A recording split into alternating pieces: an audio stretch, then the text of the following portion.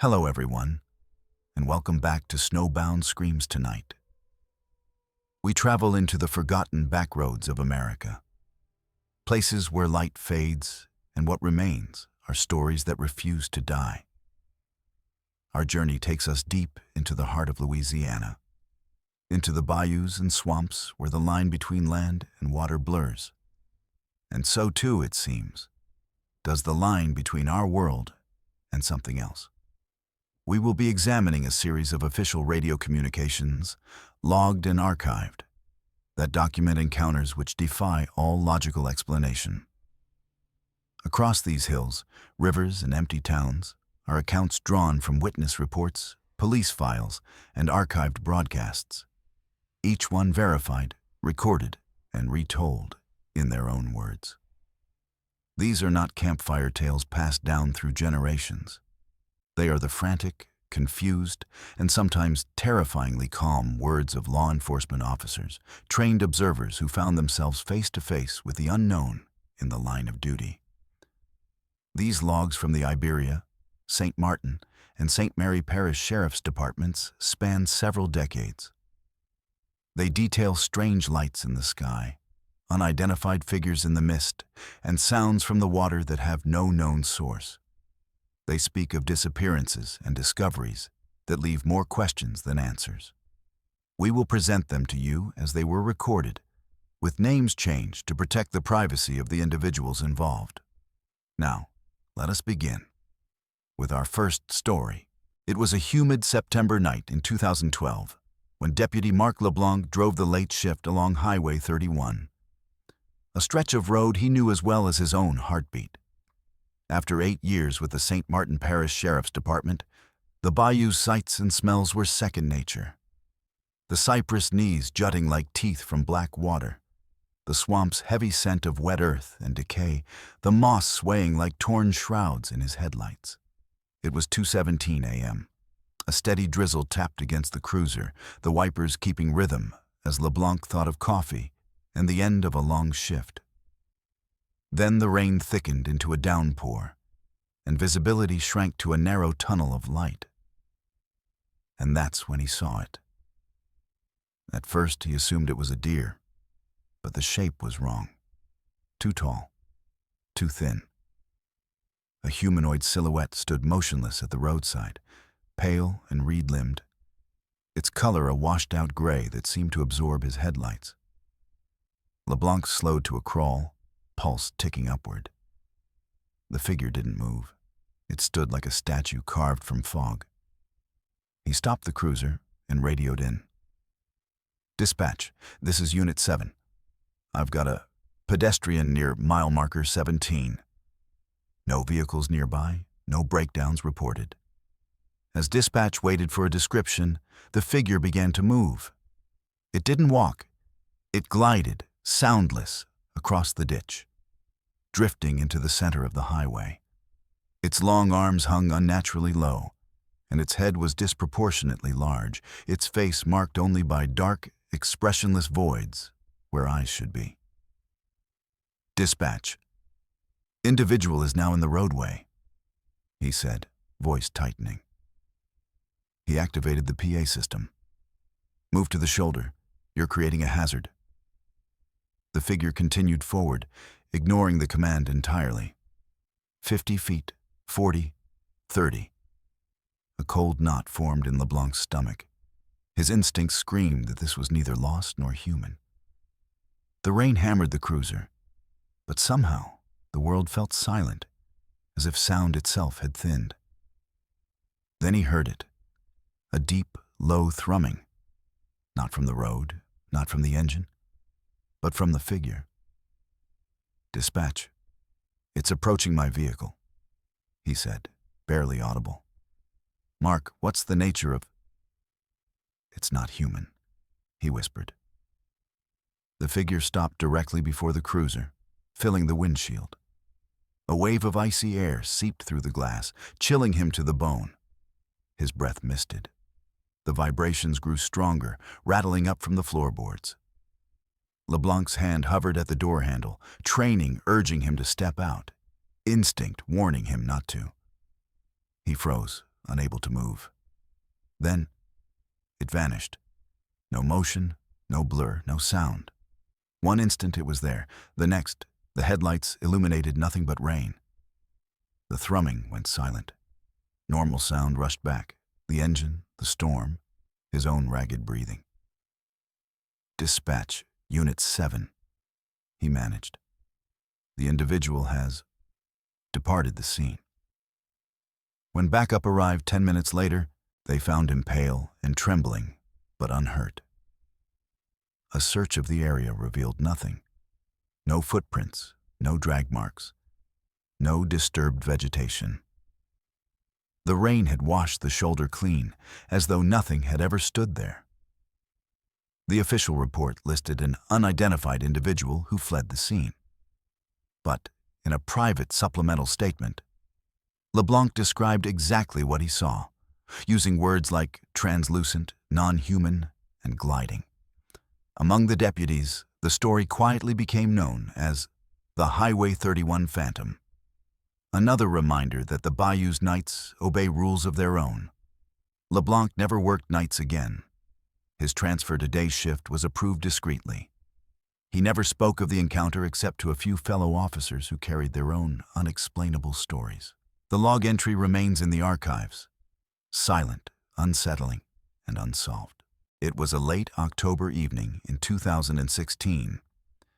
Deputy David Carter and his K9 partner, a German shepherd named Rex, were conducting a routine patrol of a defunct rail line near the Vermilion River. The tracks, abandoned for decades, were a known spot for illicit dumping and occasional trespassing. The air was cool and heavy with the scent of damp earth and decaying leaves. Rust had consumed the rails, and kudzu strangled the telegraph poles, creating a corridor of green and gray that felt lost to time. Carter walked the tracks with a heavy flashlight, Rex trotting obediently at his side, his ears perked at the chirping of the crickets. It was a quiet, peaceful patrol, the kind of mundane duty that filled the long hours of a night shift. The first sign of wrongness was a low, mournful whistle that echoed through the trees. It sounded like a train, a deep, melancholic blast from a bygone era. Carter stopped, shining his light down the tracks. The line was dead, the rails rusted and broken. There hadn't been a train on this route in over 40 years. Rex let out a low whine, his tail tucking between his legs as he pressed against Carter's leg. "Easy, boy," Carter murmured, his own sense of unease growing. The air grew suddenly, unnaturally cold, and the familiar hum of the swamp cicadas ceased, plunging the area into a profound and unsettling silence. He keyed his radio to report the strange sound, but the handset emitted only a high-pitched squeal of static. He looked at his watch. The hands were frozen, unmoving. He looked back down the tracks, and his blood ran cold. The rusted rails under his feet now gleamed with a faint, oily sheen, as if newly laid. The air shimmered, and the decaying telegraph poles seemed to straighten, their glass insulators glowing with a soft, internal light.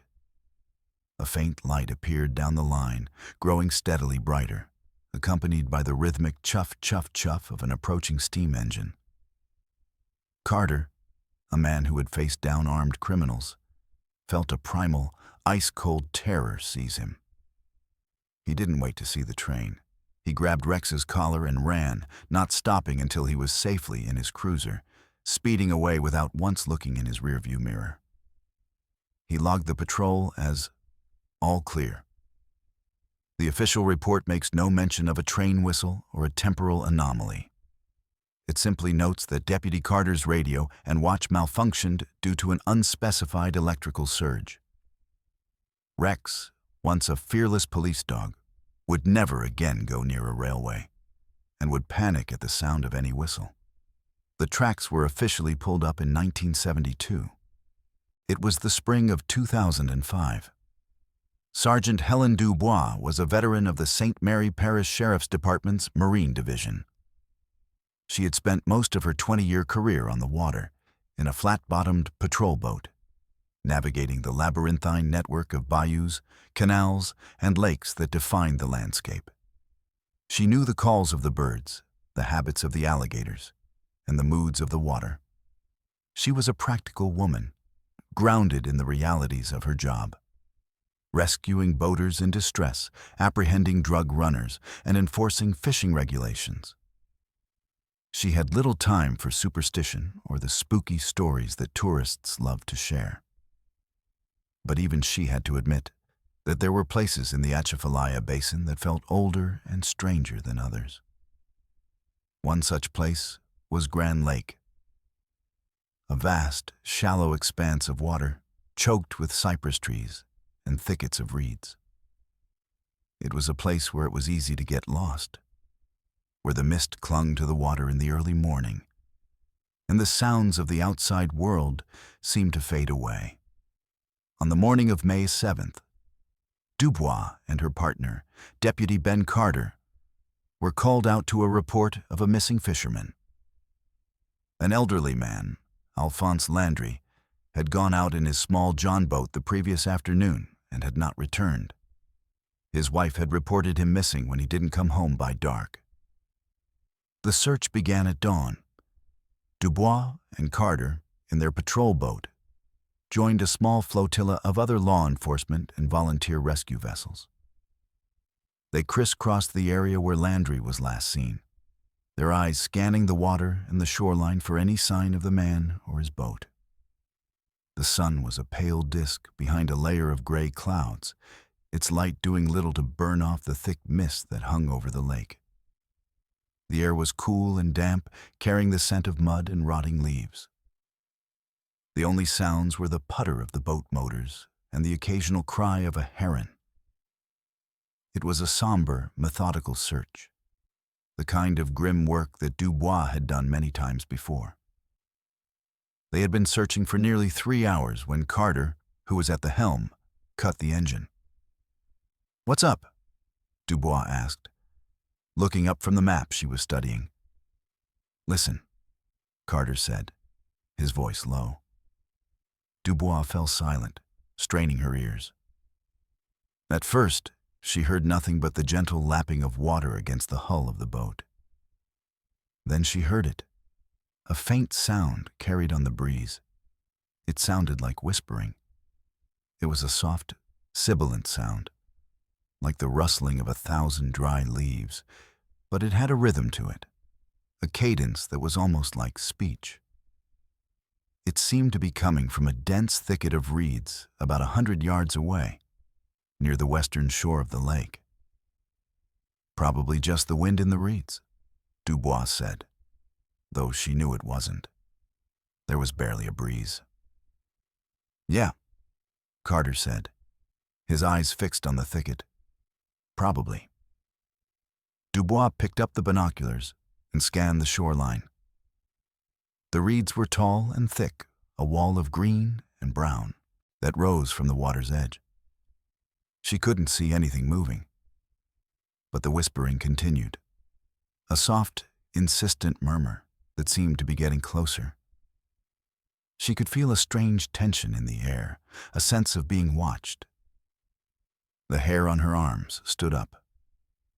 "Dispatch, this is Marine Unit 4, she said into her radio, her voice steady despite the unease she felt. "We are at the north end of Grand Lake, investigating a sound near the western shore." Over. A crackle of static, then the dispatcher's voice. "Copy that, Marine 4. What kind of sound?" Dubois hesitated. How could she describe it? "It's an unidentifiable vocalization, possible wildlife. We're going to take a closer look." She didn't want to say whispering. It sounded too crazy, too unprofessional. Carter restarted the engine and slowly guided the boat towards the shore, the whispering growing louder with every yard. It was a strange, polyphonic sound, with what seemed like dozens of voices overlapping, though the words, if there were any, were unintelligible. It was a sound that didn't belong in the Louisiana swamp. It didn't sound like animals or the wind. It sounded like people. But there were no people out here. They were alone in this part of the lake. As they drew closer to the reeds, the boat's propeller churning up the muddy water, the whispering suddenly stopped. The silence that followed was even more unnerving. It was a heavy, absolute silence, as if a switch had been flipped. Carter cut the engine again. The boat drifted the last few feet, its bow nudging into the dense thicket of reeds. Dubois and Carter sat there, listening, watching. Nothing moved. The mist swirled around them, obscuring the shoreline. "I'm going to take a look," Carter said, grabbing a paddle and preparing to step out of the boat into the shallow water. "No," Dubois said, her voice sharp. "Stay in the boat. We don't know what's in there." Carter looked at her, his face pale in the gray light. He could feel it too. The wrongness of the place. The air was cold, much colder than it should have been on a spring morning. Dubois stood up in the boat, her hand on the butt of her service pistol. She peered into the thicket, her eyes straining to see through the mist and the tangled reeds.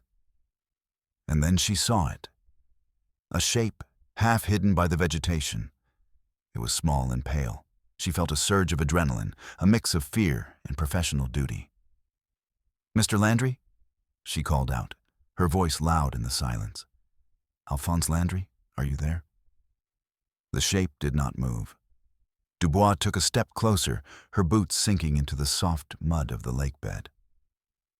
"Sarge, be careful," Carter whispered from behind her. Dubois ignored him, her attention focused on the shape. As she got closer, she saw that it wasn't a person. It was a doll, a small porcelain doll, its face cracked and stained with age. It was dressed in a tattered lace dress, and its glass eyes stared up at her with a vacant, unnerving gaze. It was lying, half submerged in the mud, one of its porcelain arms broken off. It was a strange, out-of-place object to find in the middle of a swamp. But it was just a doll, a lost toy perhaps, tossed from a boat years ago. Dubois felt a wave of relief, followed by a pang of disappointment. She had let the strange sounds and the eerie atmosphere get to her. It was just a doll. She was about to turn back to the boat when she heard it again. The whispering. But this time, it wasn't coming from the reeds in front of her. It was coming from behind her, from the boat. She spun around. Carter was standing in the boat, his back to her, facing the open water. He was perfectly still. "Ben?" she called out. He didn't answer. The whispering seemed to be emanating from him. It was a soft, sibilant sound, like a voice speaking a language she didn't understand. "Ben, what's going on?" Dubois said, her hand now firmly on her pistol. She started to move back towards the boat, her heart pounding in her chest. Carter slowly turned his head. His eyes were wide, his face a mask of terror. "It's in the water," he whispered, his voice barely audible over the strange sound. "All around us." Dubois looked down into the water. It was dark and murky, but she could see shapes moving beneath the surface. Not fish, not alligators. They were long, pale shapes, like limbs, reaching up from the depths. The whispering grew louder, a cacophony of sibilant voices that seemed to be coming from the water itself. The air grew even colder, and a foul smell, like rot and decay, rose from the lake. Dubois felt a primal fear, a terror that was older and more powerful than any she had ever known. She scrambled back into the boat, her movements clumsy and desperate. "Get us out of here, Ben, now!" she yelled. Carter didn't need to be told twice. He fumbled with the pull cord, his hands shaking so badly he could barely grip it. The engine sputtered, then roared to life. He slammed the throttle forward, and the boat lurched away from the shore, plowing through the water, leaving the whispering reeds behind. They didn't stop until they were a mile away, the engine screaming in protest. Carter finally cut the motor, and they both collapsed onto the benches, gasping for breath. The silence that rushed in was a welcome relief. They didn't speak for a long time. They just sat there, staring at each other, the unspoken terror hanging between them. They never told the full story in their official report. They simply stated that they had found the missing fisherman's boat, capsized and empty, near the western shore of the lake. They made no mention of the whispering, the doll, or the shapes in the water. Alphonse Landry's body was never found. The case was officially listed as a probable drowning. But Dubois and Carter knew better. They had encountered something in the mist-shrouded waters of Grand Lake, something ancient and malevolent that had no name. They never returned to that part of the lake again. The whispering reeds of Grand Lake held a secret they were content to leave undisturbed. The official log for that day notes a strange auditory phenomenon and the discovery of the fisherman's empty boat. The rest was left unsaid, a story shared only between two deputies who had looked into the dark heart of the bayou and seen something looking back. The vastness of the American landscape holds many secrets, but few are as impenetrable as the depths of its waterways. Our next account shifts from the natural to the seemingly man-made, a place where the rules of physics seem to take a brief, inexplicable holiday. It was the early morning hours of October 31st, 2008. Deputy Raymond Boudreau of the Iberia Parish Sheriff's Department was finishing his patrol. The night had been quiet, unusually so for a Halloween. A few prank calls, a couple of noise complaints, nothing more. Boudreau was looking forward to the end of his shift, to the warmth of his bed and the end of a long, uneventful night. He was driving south on Highway 14, a straight, flat road that cut through the sugarcane fields and small, sleepy towns of Iberia Parish. The sky was clear, dotted with stars. The air was cool and crisp, carrying the sweet, smoky scent of burning cane from the nearby fields. Boudreau had the radio on, tuned to a classic rock station, the volume low. It was just after 3 a.m. He was thinking about coffee and the crossword puzzle he would do when he got home. He was just passing the outskirts of the small town of Jeanneret when he saw it. At first, he thought it was an aircraft. A bright light hovering low in the sky, off to the east, over the vast, dark expanse of the Atchafalaya Basin. It was a brilliant, white light, much brighter than any star. It wasn't moving. It was just there. Boudreau had seen all sorts of strange lights in the sky over the years.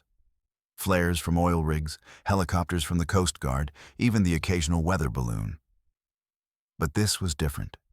It was too still, too bright, and too low. He slowed down, his eyes fixed on the light.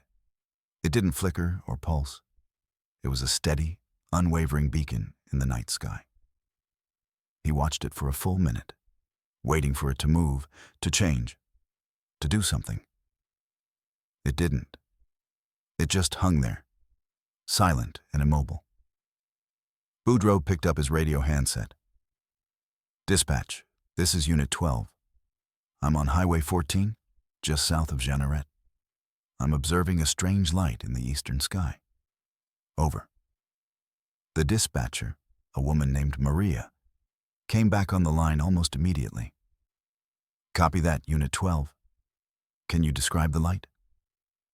Boudreau squinted, trying to get a better look. "It's a very bright, white light. Stationary. Low on the horizon. It's not a plane or a helicopter. There are no navigation lights, no sound." He paused, watching the light. "It's just there." There was a moment of silence on the other end. "Roger that, Unit 12. We're not showing any air traffic in that sector.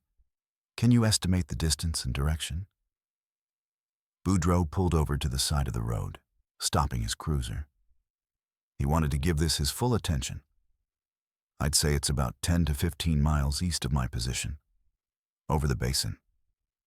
As he was speaking to dispatch, the light began to change. It started to descend, slowly at first, then more rapidly. It dropped towards the dark, swampy ground below, a brilliant white streak against the black sky. Boudreaux felt a jolt of adrenaline. This was not a flare. Flares didn't move like this. Dispatch, the light is descending. It's moving at a high rate of speed. He kept his voice calm, professional, but his heart was starting to beat a little faster. Copy that, Unit 12.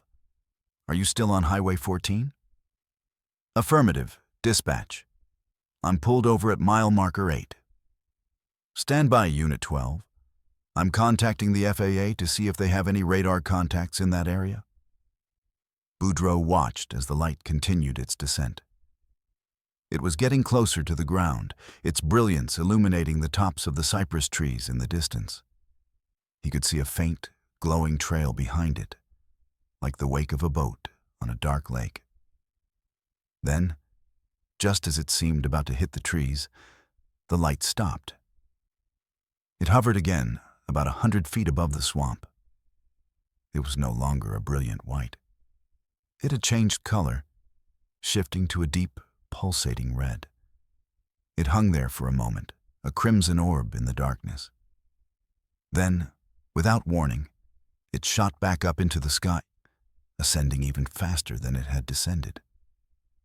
In a matter of seconds, it was a tiny speck. Then it vanished completely. The whole event, from the moment it started to descend to the moment it disappeared, had lasted less than 30 seconds. Boudreaux sat there in his cruiser, the engine idling, staring at the empty patch of sky where the light had been. He was speechless. He had never seen anything move with such speed and agility. It defied the laws of physics as he understood them. Dispatch, this is Unit 12, he said into the radio, his voice a little shaky. The object has departed the area. It shot straight up into the air and disappeared. There was a long pause on the other end of the line. He could imagine the dispatcher at her console trying to make sense of his report. Copy that, Unit 12, she finally said, her voice measured. The FAA reports no radar contacts, civilian or military, in that sector at any time tonight. Do you wish to file an official report? Boudreaux thought for a moment. He knew what would happen if he filed a report. He would be the butt of jokes at the station, the guy who saw a UFO on Halloween. But he also knew he had a duty to report what he had seen. Affirmative, dispatch. I'll file a report when I get back to the station. When he returned to the station, he sat down with his supervisor, Captain Leroy, and recounted the event. Captain Leroy, a gruff, no-nonsense man who had been with the department for 30 years, listened patiently, his face an unreadable mask. When Boudreaux was finished, Leroy leaned back in his chair and steepled his fingers. Raymond, he said, his voice low, I've been a cop in this parish for a long time. I've seen things I can't explain. Lights in the sky, strange sounds in the swamp, things that don't fit into our neat little boxes. He paused, looking Boudreaux straight in the eye. We file the report. We log it, and then we move on. There are some things in this world, Raymond, that we are not meant to understand. The bayou has its secrets, and it's best not to ask too many questions. The report was filed under Unidentified Aerial Phenomenon. It was a short, factual account of what Boudreaux had seen. It noted the time, the location, and the description of the light and its movements. It also noted the FAA's confirmation of no air traffic in the area. The report was filed away in a cabinet in the basement of the sheriff's department. where it gathered dust for years. Boudreaux never spoke of it again, not to his fellow officers, not to his family. But he never forgot it. He would often find himself looking up at the night sky, searching for that brilliant, impossible light. He never saw it again. But he knew it was out there. A reminder that even in the most familiar places, there are mysteries that lie just beyond the edge of our understanding. The official log for that night remains, a cryptic entry in the annals of the Iberia Parish Sheriff's Department, a testament to a light that danced in the sky and then vanished, leaving behind only questions and a sense of quiet wonder. The American sky is a canvas for the unknown, but sometimes the most unsettling encounters are not in the heavens above, but on the solid ground of a small town, where the fabric of a community can be torn by a single, inexplicable event. Our next story takes us from the vastness of the basin to the confines of a local legend that proved to be terrifyingly real. It was a chilly December night in 2015 when rookie Deputy Chloe Thibodeau began her first solo patrol in the far reaches of St. Martin Parish. Fresh out of the academy, she still believed the world operated neatly under law, training, and procedure. But Bayou Sorrel, isolated deep inside the Atchafalaya Basin, was not a place that obeyed rules. Locals kept to themselves, and their superstitions ran older than the parish lines. Her training officer, Gerard, had warned her, "They have their stories down there, Chloe. Listen if you must, but don't let them get to you." The night was cold, still, and startlingly clear. A full moon washed silver light across the black water, and Thibodeau crawled down the narrow road, cabins on stilts barely visible beyond her headlights. With no streetlights, no people, and no backup within miles, the quiet felt less peaceful and more like being watched by the swamp itself. Just after midnight, dispatch crackled through. Unit 14. Disturbance near the old Boudreaux place. Caller reports a woman crying. Her stomach tightened. The Boudreaux cabin had been abandoned for years, a place avoided even in daylight. Rumors called it haunted. Thibodeau chalked it up to folklore. But dread pressed on her as she turned onto the overgrown gravel driveway, trees forming a canopy that swallowed the moonlight. The cabin appeared like a skeleton in the dark, porch sagging, windows boarded, the air unnervingly still. She stepped out, hand hovering near her pistol. "Sheriff's Department. Anyone here?" Silence. A sweep around the cabin showed only decay, dust, cobwebs, and a hollow stillness untouched by life. She lifted her radio, ready to call it in as a false alarm, when she heard it. A woman crying, soft at first, then heartbreakingly raw. Thibodeau followed the sound to the bayou's edge. A woman in a long white gown stood with her back to her, hair hanging like a curtain, rocking as she sobbed.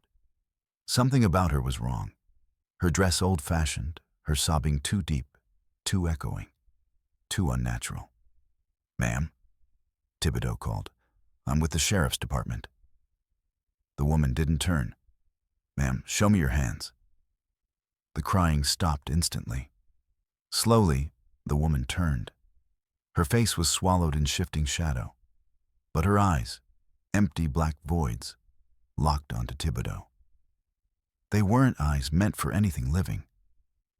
A silent scream stretched the woman's mouth open, and a thick black mist poured out, swirling into a tall figure with claw-like hands. A wave of hatred, cold and ancient, hit Thibodeau so hard she staggered. She ran. Blind with terror, she fumbled into her cruiser, engine roaring as she flew back toward the main road. She didn't radio it in. Who would believe it? By the time she reached the station, she could barely breathe. She requested a transfer the next morning. Weeks later, Gerard pulled her aside, voice low. "You saw her, didn't you?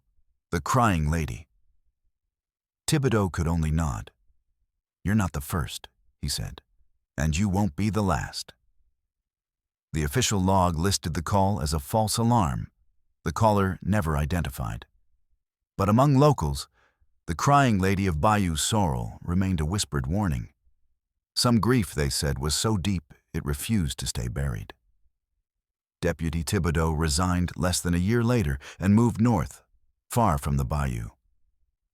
But the nightmares continued. The white dress, the shaking shoulders, and those endless, devouring eyes. Because in the bayou, sorrow lives long. And sometimes, it still walks. It was a sweltering August night in 2018. Sergeant Henri Girard was a man who was as much a part of the St. Martin Parish landscape as the cypress trees and the alligators. He had been with the sheriff's department for over 25 years, a veteran of countless patrols, investigations, and rescues in the treacherous beauty of the Atchafalaya Basin. He was a quiet, competent man, with a deep knowledge of the swamp and its people. He had seen it all, or so he thought. He had trained rookies like Chloe Thibodeau, guiding them through the complexities of bayou law enforcement. And he had a reputation for being unflappable in the face of danger. But even he could not have prepared for the events of that hot, humid August night. A night that would see him become the subject of one of the most baffling mysteries in the parish's history. Girard was on a routine patrol, a solo sweep of the remote backroads north of Henderson. It was a quiet night, the air thick with the sound of cicadas and frogs. The moon was a hazy crescent in the sky, its light filtered through the dense canopy of the trees. Girard was driving his familiar route, the curves of the road etched into his muscle memory. He was thinking about his upcoming fishing trip, a rare weekend off he was planning to spend with his grandson. It was just after 1 a.m. He was on a lonely stretch of road, surrounded by the dark, silent swamp. He had just passed a small, abandoned church, its steeple a ghostly silhouette against the sky, when his cruiser's engine began to sputter. The coughing and spluttering of the engine was a sudden, violent intrusion into the quiet night. The cruiser lurched, then died, the headlights cutting out, plunging Girard into near-total darkness. The only light came from the dim glow of the dashboard and the sliver of the moon. "Well, that's just great," Girard muttered to himself. He grabbed the radio handset. "Dispatch, this is Unit 3. My engine has cut out on Highway 351, just north of the old St. Joseph's Church. I'm going to need a tow." "Copy that, Unit 3. The dispatcher's voice crackled over the radio. "ETA on the tow truck is about 45 minutes. Are you in a safe location?" Girard looked around. The road was deserted, the swamp pressing in on all sides. "As safe as I can be, dispatch," he said. "I'll just wait here." He sat in the darkened cruiser, the only sound the incessant chirping of the crickets. He decided to take a look under the hood, just in case it was something simple he could fix himself. He grabbed his heavy-duty flashlight and stepped out of the car. The air was hot and humid, like a wet blanket. He popped the hood and aimed his flashlight at the engine. Everything looked normal. He couldn't see any obvious problems. He was about to give up and just wait for the tow truck when he heard a sound. It was a faint, rhythmic splashing sound, coming from the swamp just beyond the ditch on the side of the road. It sounded like someone walking through the water. "Hello?" he called out, his voice echoing in the darkness. "Is someone there?"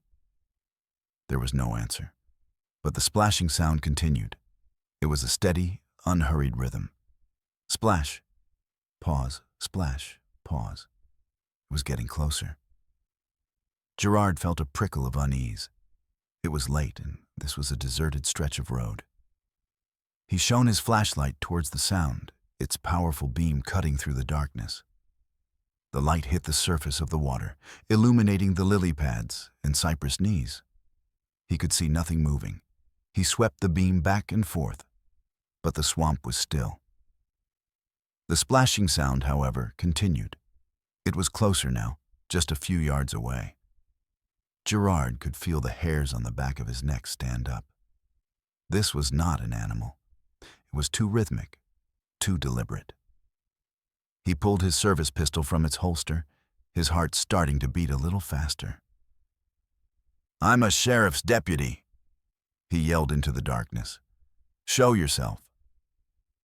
The splashing sound stopped.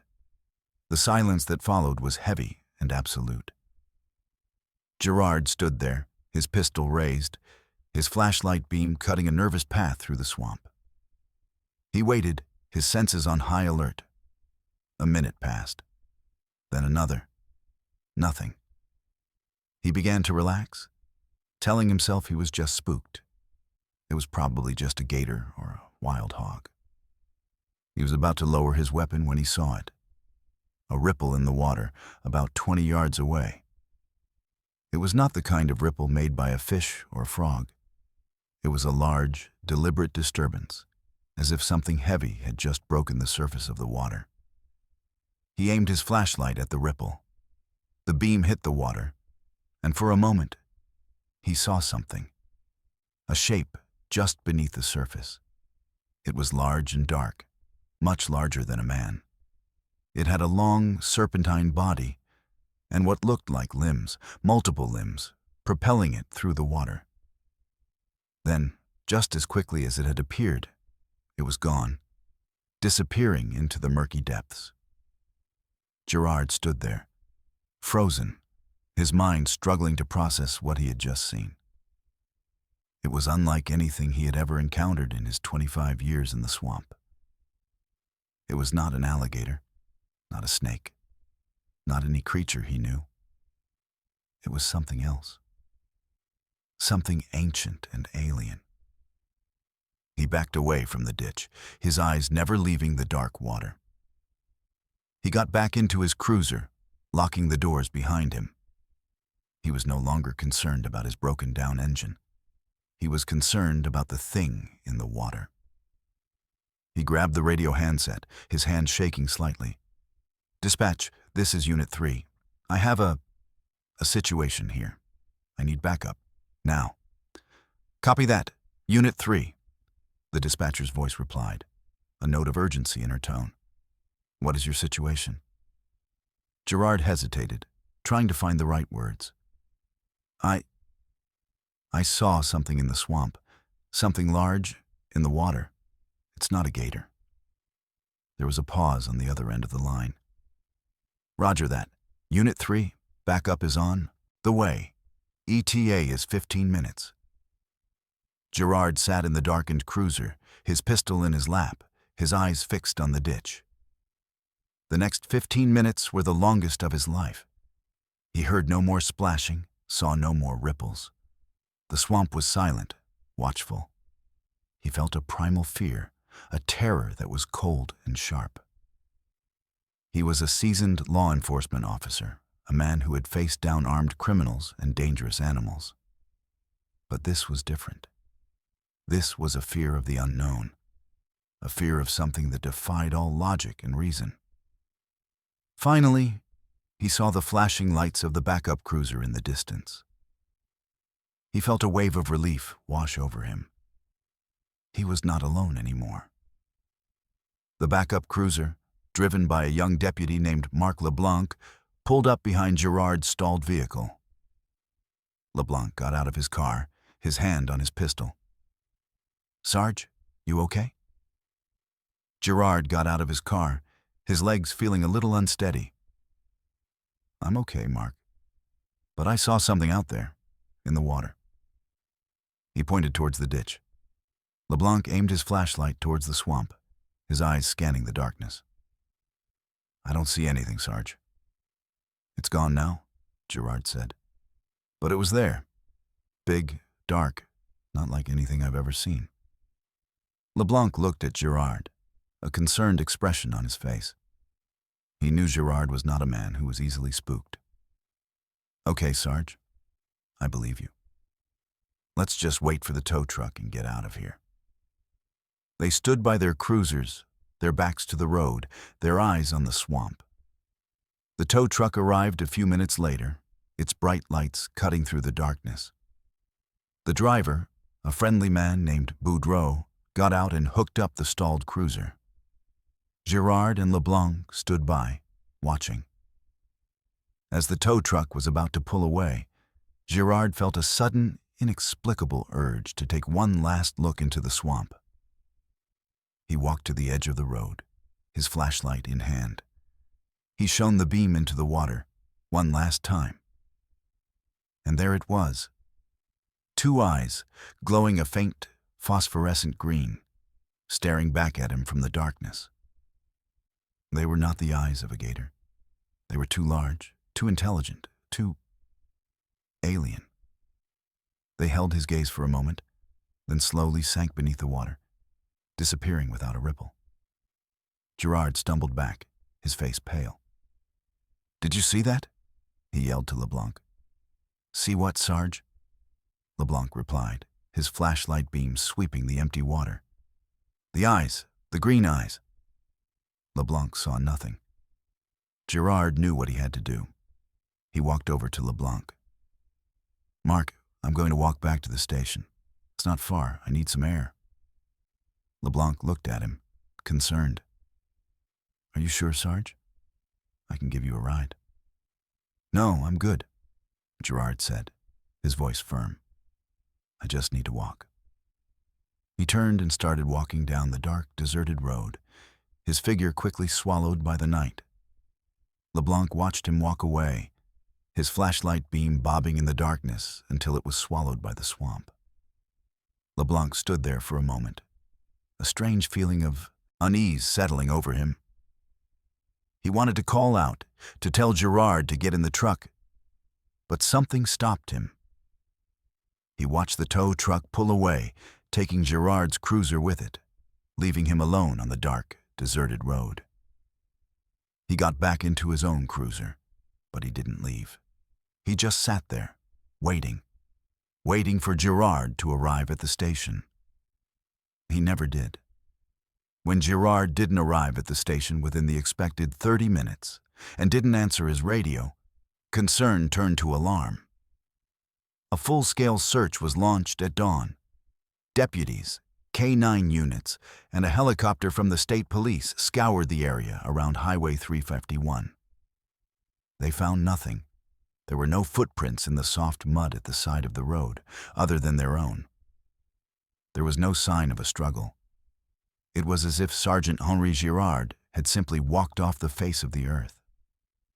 The K-9 units followed a scent trail from the road to the edge of the swamp. But then they lost it. The dogs whined and refused to go any further, their hackles raised, their tails tucked between their legs.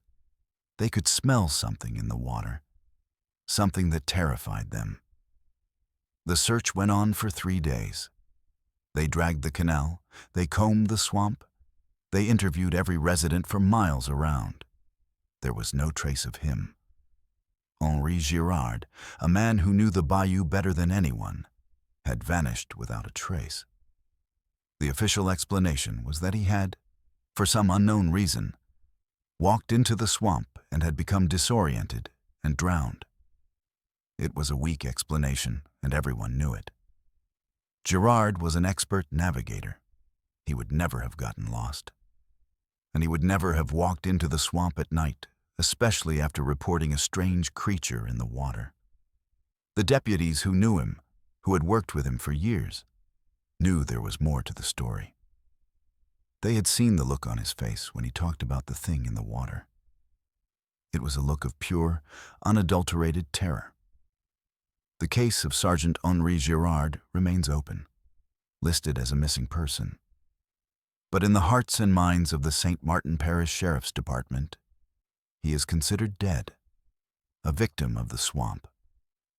But not of a simple drowning.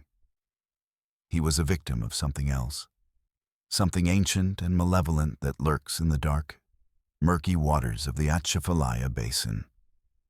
Deputy LeBlanc eventually left the department, unable to cope with the memory of that night, with the image of Girard walking into the darkness. He moved away and never returned to Louisiana.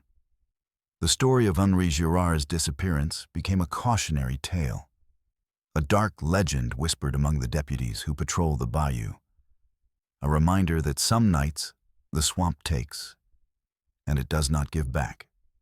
No trace of Sergeant Henri Girard was ever found, save for his radio, which logged one final, indecipherable sound from the swamp. The silence that follows a disappearance can be deafening, a void where a voice used to be. But sometimes, the airwaves themselves carry whispers of the departed, fragmented messages from a place we are not meant to hear. Our next story examines one such instance, a ghost in the machine that spoke of a terror just beneath the surface. It was the early morning of October 31st, 2008, when Deputy Raymond Boudreau wrapped up a surprisingly uneventful Halloween shift in Iberia Parish. A few prank calls, a couple noise complaints, nothing unusual. He was driving south on Highway 14, the air cool and smelling of burning cane, classic rock low on the radio. At 3 a.m., he was thinking only about coffee and sleep. Then he saw it. A brilliant white light hovered low on the eastern horizon over the Atchafalaya Basin. Too bright for a star, too still for a helicopter or flare. It didn't pulse, move, or drift. It simply hung there, as if fixed in the sky. Boudreau slowed, watching it for nearly a minute. It never changed. He radioed dispatch. Unit 12, observing a bright stationary light. No sound, no navigation markers. Dispatch reported no aircraft in the area. Boudreau pulled over, wanting to study it carefully. As he spoke, the light began to descend, slowly at first, then with incredible speed, streaking toward the swamp. "Dispatch, the object is descending rapidly," he reported, forcing calm into his voice. The light fell until it illuminated the tops of the distant cypress trees, then stopped dead. It hovered again, only 100 feet above the wetlands. And now it had changed. No longer white, but a deep, pulsing red, glowing like a warning beacon suspended in the dark. For a moment it hung there, silent and unnatural. Then it shot straight upward, accelerating so fast it became a speck and then vanished entirely. The whole maneuver lasted less than 30 seconds. Boudreau sat frozen behind the wheel, stunned. Nothing he knew, no aircraft, no drone, no natural phenomenon, could move like that. "Dispatch," he said finally, his voice unsteady. "The object has departed the area, straight up, disappeared." The FAA confirmed. No radar contacts, no civilian, no military, nothing. Back at the station, Boudreau filed an official report. His supervisor, Captain Leroy, listened without interrupting. When the story was done, the captain sighed. "Raymond, this parish has been my whole life. I've heard things in the swamp that don't fit in the manual, seen lights no one could explain. We write the report, we log it, and then we move on. Some things out here aren't meant to be understood." The report, labeled Unidentified Aerial Phenomenon, was stored in a basement cabinet, its details reduced to a few factual lines. Time, location, movement pattern, color change, FAA confirmation of no traffic. It gathered dust for years. Boudreau never spoke of it again. But he never forgot. In the months that followed, he found himself looking up more often than before, scanning the sky for that impossible light. He never saw it again, but he never stopped feeling that it was still out there, somewhere above the quiet fields and dark waters of Iberia Parish. That night's log remains a small, cryptic footnote, a reminder that even the South's most familiar American landscapes hold mysteries just outside our understanding. Because sometimes the most unsettling encounters don't happen in the woods or on lonely roads. They happen in the open sky, witnessed by someone trained to observe, report, and explain. And sometimes, there is no explanation. The American landscape remains vast and unknowable. We have journeyed tonight through the waterlogged world of the Louisiana Bayou, guided by the cold, factual words of official radio logs. These recordings, these fragmented transmissions, are more than just data. They are echoes of terror, preserved in magnetic tape and digital files. They are the voices of trained professionals, deputies, dispatchers, and rangers, who found themselves in situations that defied their training and shattered their understanding of the world. From the phantom on the highway near St. Martinville, to the whispering reeds of Grand Lake, to the impossible light that danced in the Iberia Parish sky, these accounts share a common thread. They speak of encounters with the unknown, with things that have no name and no explanation. They are stories of disappearance, of auditory phenomena, of entities seen only in fleeting glimpses. They are stories that end not with a resolution, but with a lingering silence, a void where answers should be. The bayou, with its ancient, cypress-choked waterways and its impenetrable darkness, is a place where the veil between our world and another feels thin, a place where the past is never truly dead, and the unknown is always just beneath the surface. These logs are a testament to the courage of those who patrol these lonely roads and waterways, the men and women who face the darkness, both human and otherwise, every time they put on the uniform. They are a reminder that our world is stranger and more complex than our manuals and procedures allow for. The static on the radio, the shape in the mirror, the figure at the water's edge. These are not just ghost stories. They are documented events, recorded in real time by credible witnesses. They are a part of the hidden history of this country, a history that is not written in books, but whispered in the dark. The silence that follows these stories is as important as the stories themselves. It is a silence filled with questions, with the weight of what is unsaid and unknown.